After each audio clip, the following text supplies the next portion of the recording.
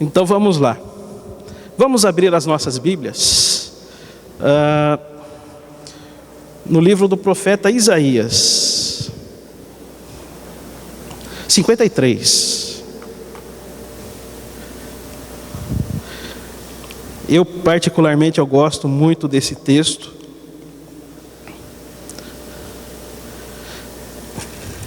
E nós vamos falar hoje sobre o anúncio do resgatador, que é o nosso Messias, o nosso Senhor Jesus. E eu quero usar esse texto maravilhoso, maravilhoso mesmo, texto do profeta Isaías 53. Hoje eu vou fazer diferente um pouco. Eu vou usar uma Bíblia diferente, ela está aqui, Nova Bíblia Viva. E por que eu vou usar ela hoje? Porque ela tem uma tradução mais simples, que é melhor para nós entendermos. Quanto melhor for a explanação da palavra, melhor nós entendemos. Então eu quero ler na minha tradução. Se você quiser acompanhar da sua, pode acompanhar, senão você somente ouve a minha leitura. Diz assim, na minha tradução, é todo o capítulo, tá? Quem creu naquilo que nós anunciamos? A quem foi revelado o poder do Senhor? Aos olhos de Deus, ele era um pequeno ramo brotando de uma raiz em terra seca. Mas para nós, ele não tinha beleza alguma. Não havia nada em sua aparência que chamasse a nossa atenção ou que nos agradasse. Ele foi desprezado e rejeitado por todos. Ele era um homem que conhecia por experiência a dor e o sofrimento. Era como alguém que não queremos ver. Ele foi desprezado e não demos a menor importância para ele. Apesar disso, ele tomou sobre si as nossas enfermidades. Ele mesmo carregou o nosso sofrimento. E nós achávamos que ele estava sendo castigado por Deus, que Deus o estava ferindo e afligindo. A verdade, porém, é esta: ele foi ferido por causa de nossos pecados. Seu corpo foi esmagado por causa das nossas maldades. O castigo que nos trouxe a paz estava sobre ele, e pelos seus ferimentos nós fomos sarados. Todos nós andávamos perdidos e espalhados como ovelhas. Cada um de nós seguia o seu próprio caminho. Apesar disso, o Senhor fez cair sobre ele a maldade de cada um de nós. Ele foi maltratado e humilhado, mas não disse uma única palavra. Foi levado como um cordeiro vai para o matadouro, como a ovelha fica muda diante de quem corta a sua lã. Ele não abriu a boca. Foi condenado num julgamento injusto e mentiroso. E quem pode falar dos seus descendentes? Pois ele foi cortado da terra dos viventes por causa dos pecados do meu povo. Ele foi castigado. Morreu como um criminoso e foi enterrado junto com os ricos. Embora não tivesse cometido nenhuma injustiça ou tivesse dito uma só mentira. Apesar disso, o plano perfeito do Senhor exigia sua morte e o seu sofrimento. Mas depois de dar a vida como oferta pelo pecado, ele verá a sua posteridade e terá vida longa. E a vontade do Senhor prosperará em suas mãos. E quando ele puder ver o resultado do seu terrível sofrimento, verá a luz e ficará satisfeito. Através de tudo o que passou, o meu servo, o justo, fará que muitos se tornem justos diante de mim, porque ele mesmo levará sobre si os pecados deles. Por isso eu darei a ele grandes honras, e ele dividirá os despojos com os fortes, porque ele entregou a sua vida à morte, foi considerado um pecador, pois levou sobre si os pecados de muitos e orou em favor dos pecadores. Que o Espírito Santo nos abençoe com essa palavra. Eu acredito que se eu fechar a Bíblia agora, como eu fiz, e nós formos embora, a palavra já está pregada. É muito claro o texto. e a tradução que eu usei aqui. Esse para mim é um dos mais belos textos da Bíblia, porque ela fala, é uma profecia sobre o Salvador da humanidade e sobre a nossa salvação. Ele está falando de nós. É com relação a nós e aqueles que ainda virão, a salvação de toda a humanidade. E ele conta com alguns detalhes, como foi a obra da redenção. Como é que nós fomos libertos da condenação que estava sobre as nossas vidas. E eu quero mostrar para vocês hoje o quanto esse texto, essa profecia, eu creio que ela deva ter uns 2.700 anos, essa profecia. O quanto ela tem a ver com você, com a sua pessoa, o quanto ela tem a ver comigo e com pessoas que nós nem conhecemos, com todas as pessoas que estão espalhadas aí pela face da terra. Para mim, o Isaías 53 é um atestado do amor e da graça de Deus. É um atestado com a assinatura de Deus, do seu amor e da sua graça por cada um de nós. Mas o profeta, ele pergunta logo no começo, quem creu naquilo que nós anunciamos? Quem é que acredita? Quem é que dá importância para aquilo que eu estou falando? Quem é que se importa ou quem recebe essa boa nova com alegria no coração? Que recebe com louvor a promessa de que nós seríamos e estamos justificados perante Deus? Isso faz diferença para você? Isso traz alegria no seu coração? Quem é que faz conta do fato da insuportável e violentíssima ira de Deus recair sobre uma só pessoa? A ira de Deus violentíssima, por causa dos nossos pecados, caiu sobre uma só pessoa. Para nós seria insuportável.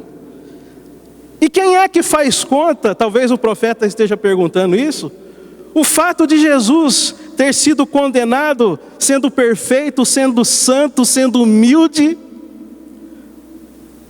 não tendo pecado, sendo puro, sendo amor, pelos nossos pecados. É isso que o profeta está perguntando. Quem é que liga, quem é que faz conta disso? E às vezes eu me pergunto, será que eu faço conta disso? Será que eu tenho às vezes dimensão disso? Com isso, irmãos, eu quero que vocês pensem nessa manhã, reflitam bastante sobre o grande amor de Deus por cada um de vocês, por cada um de nós. O amor de Deus pelas pessoas que nós amamos e as pessoas que nós não amamos. O amor de Deus pelas pessoas que nós gostamos de estar próximo e daquelas que nós queremos distância. E eu quero perguntar para você uma coisa, para você mesmo. Você tem dúvidas do amor de Deus por você? Tem alguma dúvida sobre o grande amor de Deus por você? E agora eu estou falando pontualmente pela sua pessoa. Se por acaso você tem alguma dúvida desse grande amor de Deus por você, eu preciso dizer uma coisa.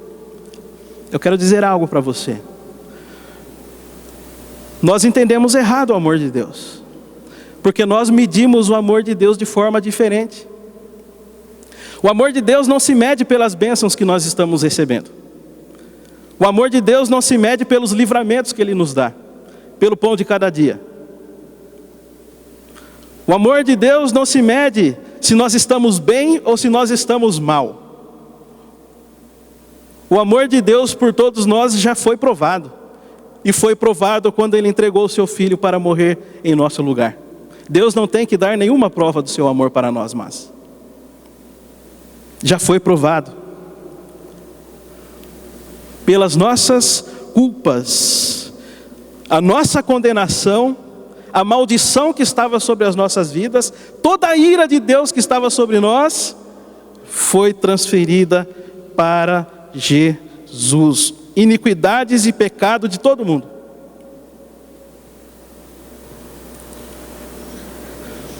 Não importa a circunstância que você esteja vivendo hoje, julgue que você esteja vivendo bons tempos, tempo de fartura ou tempo de escassez. Julgue você, olha, eu estou bem, nossa família está bem. Ou julgue você, não estamos bem, estamos passando por tempos terríveis e difíceis. Tanto importa a circunstância, pouco importa, aliás, a circunstância que você está vivendo hoje, o amor de Deus já foi provado. O fato de nós passarmos pelas desventuras da vida, não quer dizer que Deus não nos ama. As desventuras da vida, as perdas, os vales, o choro, as portas que se fecham, elas fazem parte do nosso amadurecimento. Elas fazem parte do nosso quebrantamento. Um cristão tem que ser quebrantado. E Deus precisa nos quebrantar. O nosso coração é muito duro, e Deus precisa amolecer esse coração de pedra. E a palavra diz que Deus não rejeita uma pessoa com o coração quebrantado. Ele a recebe de braços abertos. Mas ainda, o apóstolo Paulo, em Romanos, no capítulo 8, ele fala assim: quem é que intentará acusação contra os eleitos do Senhor? Contra vocês, contra nós. Paulo está perguntando: quem intentará acusação contra cada um de nós? É Deus quem nos justifica. Paulo escreve: quem nos condenará, irmãos? Quem pode condenar você? E eu imagino quando Satanás se apresenta diante de Deus para dizer: olha, está vendo aquela pessoa? É seu servo. Olha lá, ele fez profissão de fé. Mais ou menos parecido com Jó. E Deus fala assim: está justificado. Não tem condenação. É Cristo quem morreu, ou antes, dando mais importância, Paulo fala, é Cristo quem ressuscitou, o qual está à direita e também intercede por nós. Cristo intercede por nós. Isso significa que Ele tem conhecimento da sua vida. Significa que você não é uma pessoa, simplesmente um ser humano que nasceu e vai morrer e que não tem importância nenhuma. Você está diante do trono da graça de Deus. E Paulo pergunta: quem é que nos separará do amor de Cristo? Aos olhos de Deus, os nossos dons, aos olhos de Deus, tudo aquilo que nós julgamos que é dom nosso, todas as nossas qualidades, todos os nossos bens aos olhos de Deus, todo o nosso status, não é tão precioso quanto a sua própria vida. Deus não é um chefe de RH, que olha o seu currículo. A tua vida é mais preciosa do que as tuas qualidades. A tua vida é mais preciosa do que os dons que você tem para Deus. Nós às vezes não pensamos nisso. Percebam que essas coisas são passageiras. Nós, quando morrermos, não vamos levar nada. Não há nenhum atestado que vão colocar no nosso caixão dizendo que nós podemos entrar na glória de Deus. O céu não vai fazer isso por nós. É Cristo quem nos justifica. Note ainda que Paulo diz: Cristo morreu ou antes ressuscitou, o qual está à direita de Deus e intercedendo por nós.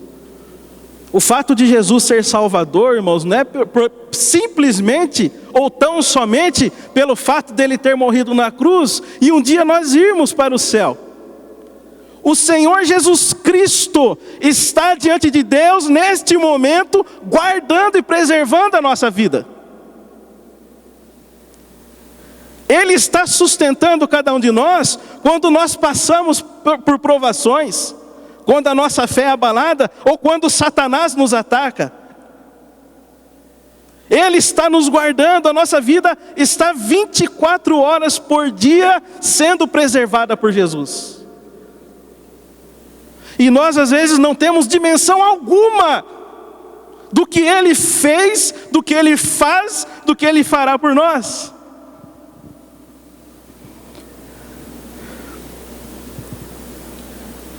E o mais interessante de tudo isso é que Jesus, Ele conhece muito bem todas as nossas angústias, porque Ele passou por todas elas. Ele experimentou a angústia que você está experimentando. Ele experimentou a dor que você já experimentou. E nós não suportaríamos experimentar o que Ele passou no nosso lugar. Ele sabe muito bem o que nós passamos. É por isso que Ele intercede diante de Deus por nós. Com misericórdia. Com graça. Pai, tem misericórdia. Sustenta a tua igreja, o teu filho, a tua filha, sustenta, guarda. Ele está intercedendo por nós. Mas apesar disso, irmãos, tem algo nesse texto do profeta Isaías, que lendo, eu fiquei irritado. E talvez agora quando eu coloco aqui para a gente ler, você fique indignado. Porque o profeta, ele continua no texto e diz assim: ele foi desprezado e rejeitado por todos. Ele era um homem que conhecia por experiência o que é dor e sofrimento. Ele é como alguém que nós não queremos ver. Que interessante isso. Ele foi desprezado e não demos a menor importância para ele. Nós, ele está falando, nós o desprezamos e não demos a menor importância. Ele foi enviado para os seus e os seus não receberam. E Jesus, ele continua sendo rejeitado até hoje. Ele veio ao mundo trazendo vida, trazendo perdão para nos salvar, e ele continua sendo rejeitado até hoje. Jesus parece, irmãos, que ele foi reduzido a uma atração religiosa, a um dogma cristão que divide espaço com outras religiões e outros deuses. Simplesmente isso, só mais um. E eu fico pensando em mim em primeiro lugar, como um cristão. E eu quero que você reflita, porque parece que falta convicção para nós. Convicção. Parece que nós não temos aquela certeza. Falta aquele amor ardente por Jesus. Eu vejo às vezes em jogo de futebol, as pessoas brigando, beijando a camisa do time, sócio torcedor, demonstra tanto amor e tanta paixão pelo seu time. Seria dessa forma que deveríamos demonstrar o nosso amor e a nossa paixão pelo nosso Deus. Parece que Jesus, ele não tem relevância de Deus para nós. Isso eu falo olhando para o nosso dia a dia.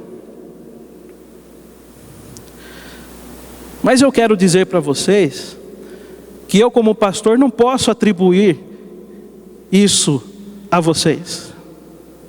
Eu não posso simplesmente daqui do púlpito vomitar isso no colo de vocês.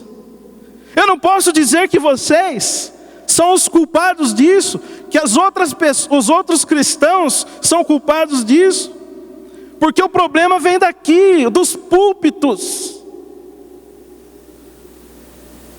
É a mensagem que nós pregamos. E a mensagem da cruz, a impressão que eu tenho é que ela tem sido velada, escondida, porque ela não é tão atraente assim. Ela não é atraente. Vamos falar a verdade? A mensagem da cruz não é atraente.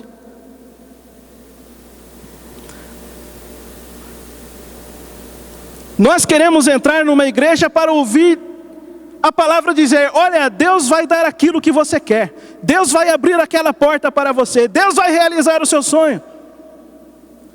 Embora Ele faça isso, Ele faz isso. Mas essa não é a mensagem da cruz. Mas eu não posso atribuir culpa aos leigos. Não. Porque a mensagem da cruz, ela tem sido escondida. Os pastores estão trocando os seus cajados, os seus bordões. Como dizia o falecido e muito saudoso reverendo Abival, os pastores estão dando fast food às suas ovelhas. Trocaram o alimento da palavra por fast food. Fast food é McDonald's e é gostoso, não é? Olha o meu tamanho. Se um pastor... E agora eu quero que vocês pensem com misericórdia. Porque por outro lado, os pastores estão sendo cobrados por resultados numéricos. Nós olhamos para as mega igrejas e falamos: olha, se você fosse bom, essa igreja estava lotada. E os pastores, eles se cobram, e eles começam a entrar numa corrida desembestada, usando a sua própria força, a sua própria inteligência, e às vezes escondendo a mensagem da cruz, para que a igreja se encha de pessoas. Vocês percebem que é uma bola de neve, e todo mundo perde com isso? Vocês conhecem o Salmo 23, verso 4. O Senhor é o meu pastor. Peguei. Ainda que eu ande pelo vale da sombra da morte, não temerei mal nenhum, porque tu estás comigo, o teu bordão e o teu cajado me consolam. Quando um pastor ele abandona o seu cajado, o rebanho fica vulnerável ao ataque de predadores. A tarefa do pastor, irmãos, não é criar eventos para a igreja. Não é. A tarefa do pastor não é ficar ocupando o seu tempo. A tarefa do pastor é velar pela tua alma e preservar você dos ataques de Satanás.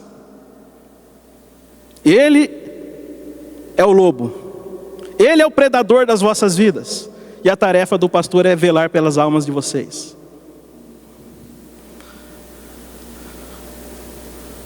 Preservar o rebanho. O pastor, ele sem o seu cajado e sem o seu bordão, que ele fala aqui no Salmo 23, quando ele abandona o seu cajado, o rebanho fica disperso, o rebanho fica doente, o rebanho fica vulnerável, o rebanho morre. Eu acho interessante quando o salmista diz: o seu bordão e o seu cajado me consolam. O bordão e cajado são instrumentos de pastor. O bordão é um cacetete que fica na cintura do pastor de rebanho, o qual ele protege o rebanho contra os ataques de predadores. E o cajado serve para balizar, para recolher as ovelhas. Quando o salmista ele diz que o teu bordão e o teu cajado me consolam, ele está dizendo que o que consola o rebanho é a disciplina. Não a disciplina do puxão de orelha, mas a disciplina do caminho certo.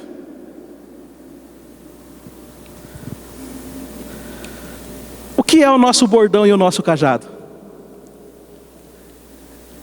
Ele está aqui, irmãos. Ali, ó. A palavra. A palavra é o nosso bordão. A palavra é o nosso cajado. Mas é a palavra pregada pelo pastor com a vida dele. Não simplesmente chegando aqui recitando poesia para vocês, mas quando o pastor ele prega com a sua própria vida. Quando o pastor ele prega com convicção naquilo que ele fala. E não simplesmente completa o tempo de vocês aqui falando uma coisa ou falando outra. Quando uma pessoa tem convicção naquilo que ela fala, isso reflete nos seus ouvintes. Se eu pregar aqui sem convicção, pode ser o texto mais lindo, a poesia mais linda, mas vocês vão sair daqui vazios. Eu tenho que pregar com a minha vida, com a minha experiência. E vocês, da mesma forma, anunciam a Jesus com a vida de vocês, com a experiência de vocês com Jesus. Interessante quando Paulo, ele fala com um jovem pastor chamado Timóteo.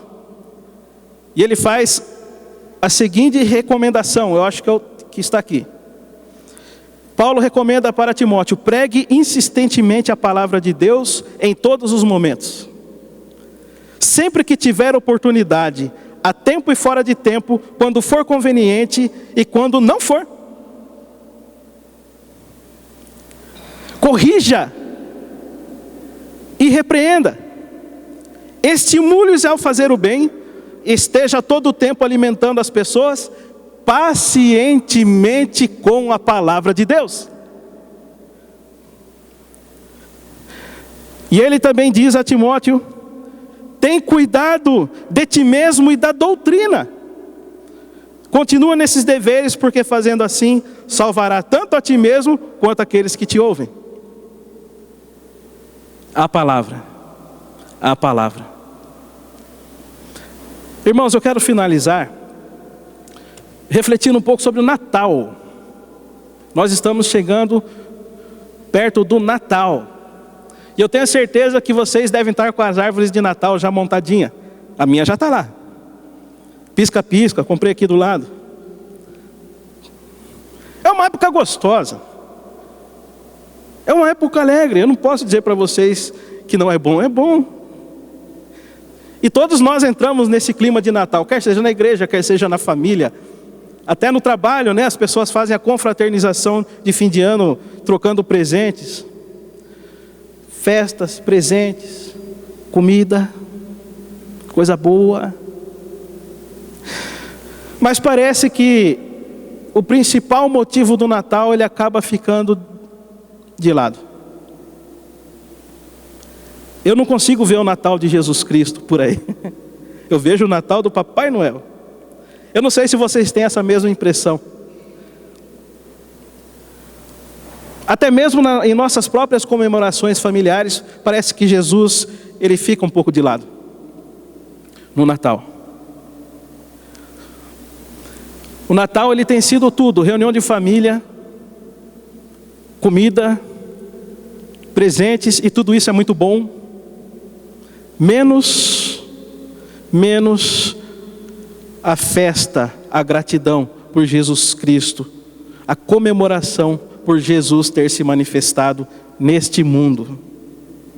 À meia-noite do dia 24 para o dia 25, muitas pessoas vão estourar seu champanhe, vão estourar aquele negócio, rojão, vão se abraçar, vão trocar presentes, sem saber, sem ter ideia do que Deus foi capaz de fazer por elas em seu amor absurdo. O amor de Deus, ele é um amor absurdo. E nós não temos ideia disso. Muitas pessoas vão comemorar o Natal sem ter a menor ideia do que Deus foi capaz de fazer por elas, sem dar a importância e o prestígio devido a Jesus. Isso te revolta? Causa indignação em você isso? Nós ainda temos cantata, né? Nós agradecemos. Mas aquelas pessoas que estão se embriagando, aquelas que não estão nem aí, vão comer, vão beber, estão se lixando para Jesus. Olha só o que o profeta diz. Eu não sei se eu coloquei aqui, mas eu quero ler. Todos nós andávamos perdidos e espalhados como ovelhas. Todos nós.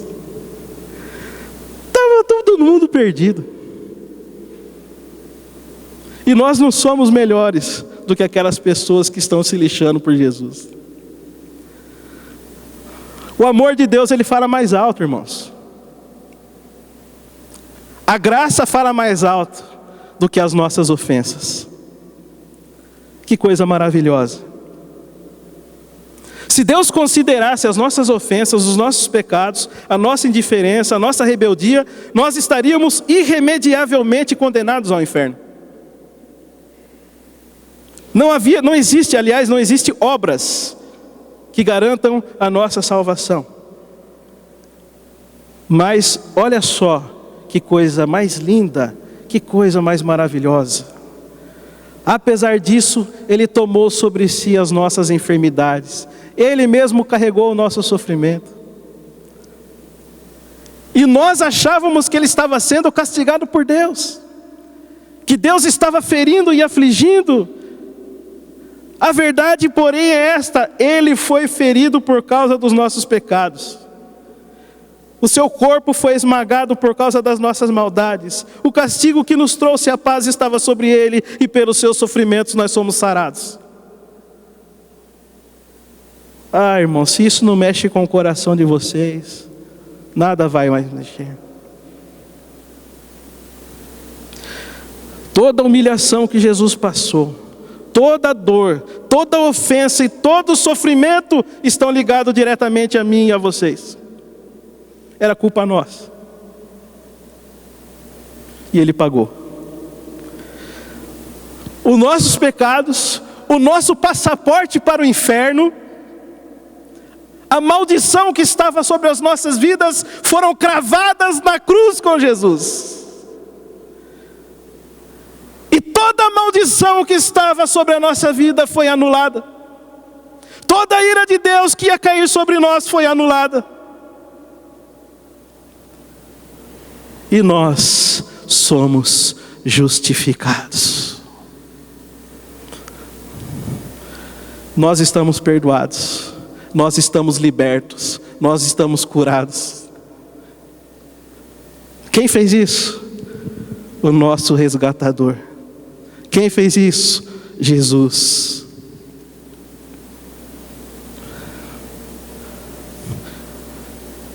Que ao festejarmos o Natal, o nosso Natal, nós possamos lembrar disso.